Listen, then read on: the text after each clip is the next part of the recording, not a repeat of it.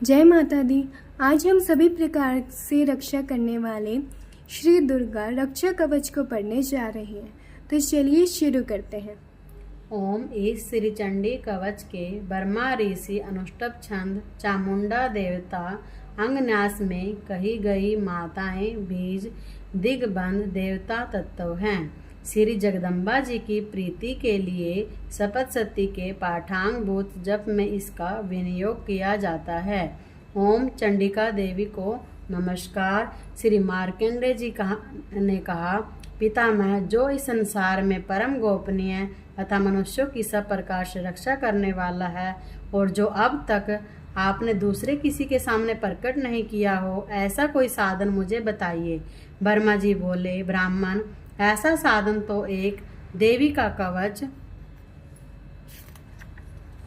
कवच ही है, जो गोपनीय से भी परम गोपनीय, पवित्र तथा संपूर्ण प्राणियों का उपकार करने वाला है। महामुने उसे श्रवण करो। देवी जी की 9 मूर्तियां हैं, जिन्हें नव दुर्गा कहते हैं। उनके प्रतीक नाम बतलाए जाते हैं। प्रथम नाम शैलपुत्री, दूसरी मूर्ति का नाम ब्रह्मचारिणी, तीसरा स्वरूप चंद्रघंटा के नाम से प्रसिद्ध है, चौथी मूर्ति को कुष्मांडा कहते हैं, पांचवी दुर्गा का नाम स्कंद माता है, देवी के छठे रूप को कात्यायनी कहते हैं, सातवां काल रात्रि और आठवां स्वरूप महागौरी के नाम से प्रसिद्ध है, नवी देवी को नाम सिद्धिदात्री। ये सब नाम सर्वज्ञ महात्मा वेद भगवान के द्वारा ही प्रतिपादित हुए हैं।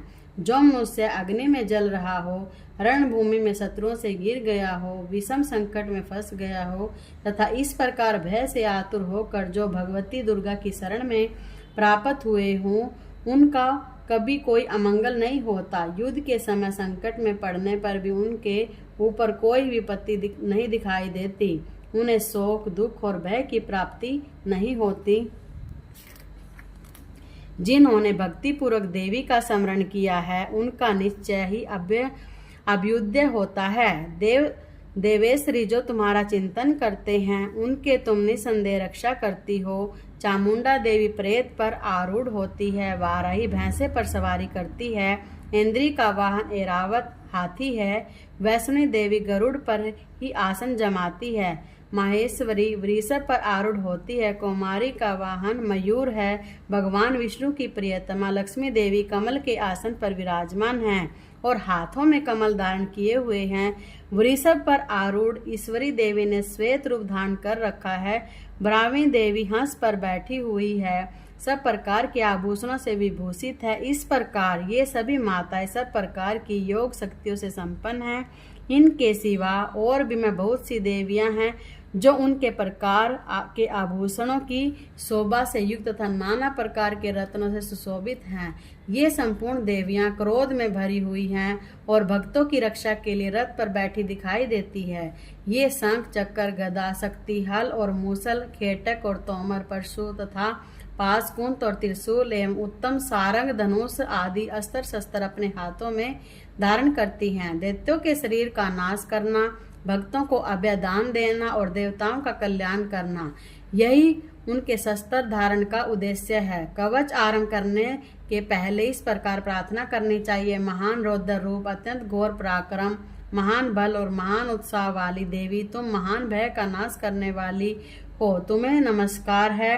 तुम्हारी ओर देखना भी कठिन है। शत्रुओं को भय बढ़ाने वाली जगदम्बिके, मेरी रक्षा करो। पूर्व दिशा में इंद्र शक्ति मेरी रक्षा करे, अग्नि कोण में अग्नि शक्ति, दक्षिण में दिशा में वाराही, नैऋत्य कोण में खड्ग धारणी मेरी रक्षा करे, पश्चिम दिशा में वारुणी और वायव्य कोण में मृग पर सवारी करने वाली देवी मेरी रक्षा करे, उत्तर दिशा में कुमारी और ईशान कोण में शूल धारणी देवी रक्षा करे। ब्रह्माणी, तुम ऊपर की ओर से मेरी रक्षा करो और वैष्णवी देवी नीचे की ओर से मेरी रक्षा करे।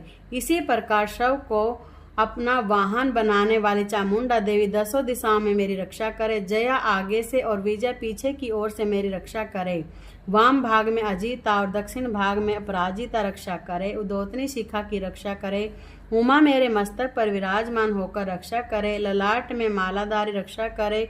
यशस्विनी देवी मेरी बाहों का संरक्षण करे, बाहों के मध्य भाग में त्रिनेत्रा और नथनों की यम घंटा देवी रक्षा करे।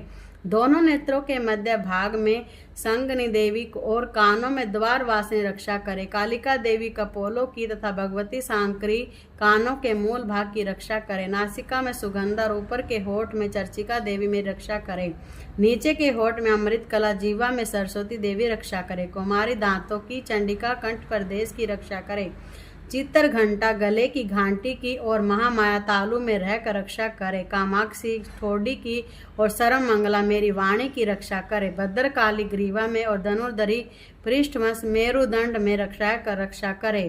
कंठ के बाहरी भाग में नीलग्रीवा और कंठ की नली में नलकुबरी रक्षा करे। दोनों कंधों में खंगनी और मेरी दोनों भुजाओं की वज्रधारणी रक्षा करे। दोनों हाथों में दंडनी और उंगलियों में अंबिका रक्षा करे। सुलेश्वरी नखों की रक्षा करे। कुलेश्वरी कुक्सी पेट में रहकर रक्षा करे।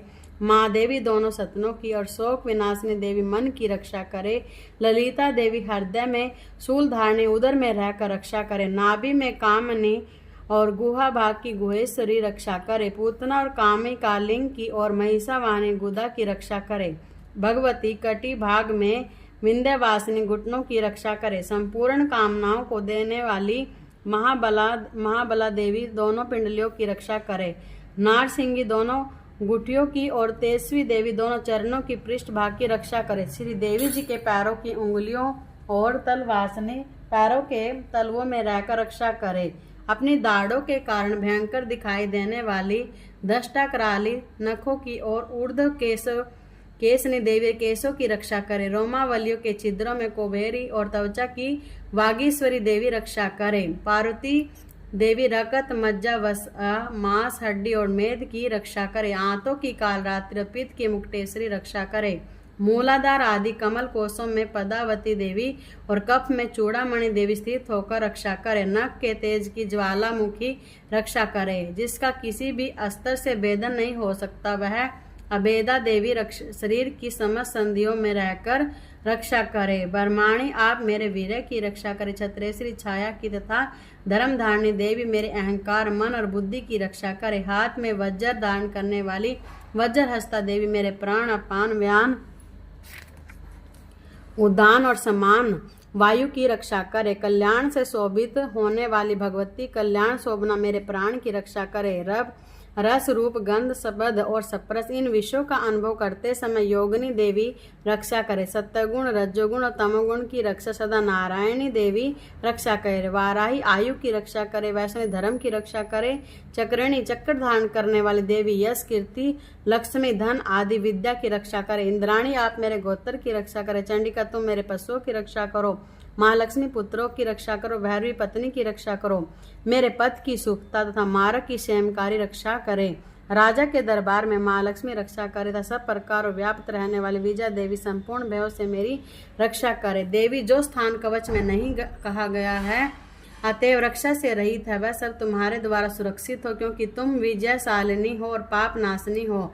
यदि अपने शरीर का भला चाहे तो मनुष्य बिना कवच के कहीं एक पग भी न जाए। कवच का पाठ करके ही यात्रा करे।